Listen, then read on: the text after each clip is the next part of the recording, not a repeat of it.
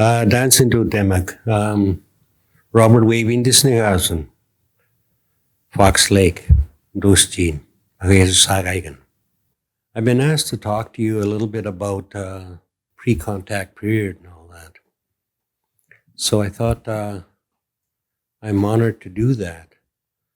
So I want to talk a little bit about some of the things that I recall and some of the things that were told to me by my elders as well. Yeah, it's things like the traditional forms of government and all that, natural laws, and our relationships one to another, the stories that we've been told, a lot of us. And I think thing that connects everything together is what they call the interconnectedness of all things. Wahomit tuinwa.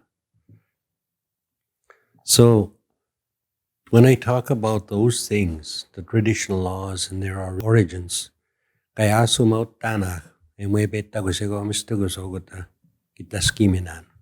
before the coming of the Europeans to our territory. Mistama mistia dombe watin mamitunentien. Tandi mwesti magagi base na ko. Emet ebe nagiskoya ko gonna mistuguswag.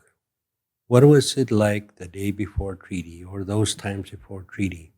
And some of those stories that we've been told, all of us, and certainly from my teachings, from my parents, grandparents, and other elders, they've always talked about this interconnectedness of all things, how our governance is governed by the seasons and governed by the things that we have to do to survive. The land, the waters, the skies, everything was pure. Everything that we wanted and the people wanted was there. I recall an elder who's recently deceased tell me about this. And those things have always stayed with me, his words, because he told us to me quite a while ago. He said, everything that we need, those things that you buy from the store, ngitik. Umanina ski, egundat taugamik. This land, the waters, that's my store. If I want something, I go out there, and that's where I get it from. So it along with those things, though, when they did their harvesting of those things, of those animals, those plants, whatever it is that they were harvesting, they would always leave something behind with a prayer. At the time, it may have been tobacco or other medicines that they used. I recall going out with my father, and what he used to leave behind was shells, bullets, those things that he used to take the life of those animals that fed us. And that was also true, and from as far back as we probably any of us can remember, about our harvest from the lands and the waters was always done in ceremony.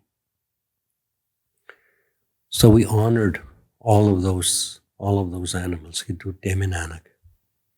our relations,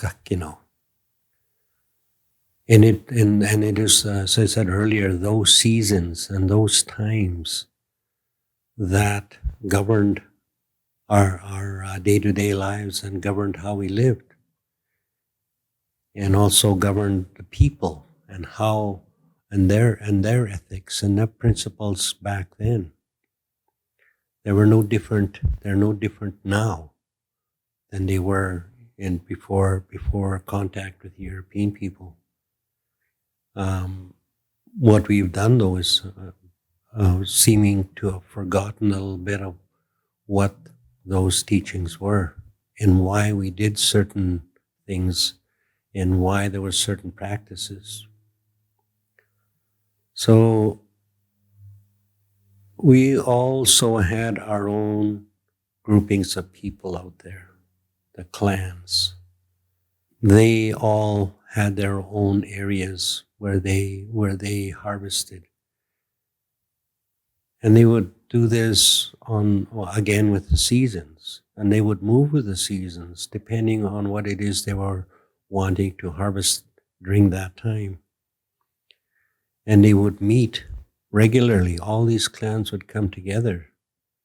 And back down here, I think it resulted in the powwows, where they shared their stories about what they encountered during their annual migrations throughout their territories, and the various things that they came across during their hunts, during their own personal celebrations, during their ceremonies, etc. So they would come together at least once a year to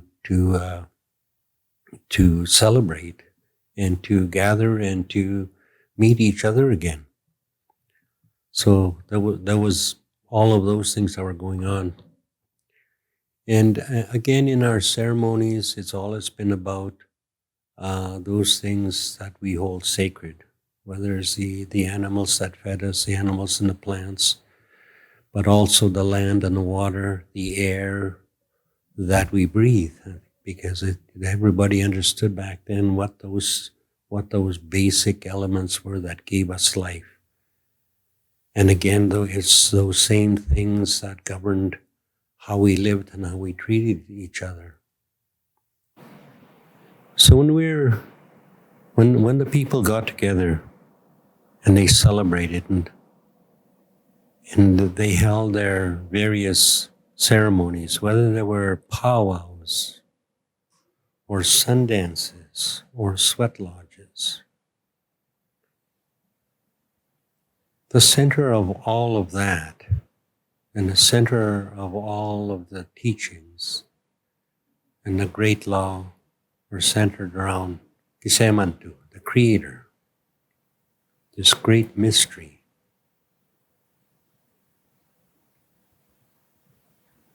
And all our ceremonies look to that as central to everything we do and everything that we are, is always to be honor and be grateful to Creator. Wagisemantu guys negataya. Ego machiwi nagina agibe usi koyach. Not for him, we would not be here. And all of his helpers, all of the Creator's helpers, those ones that we call the spirits, whether it be of the wolf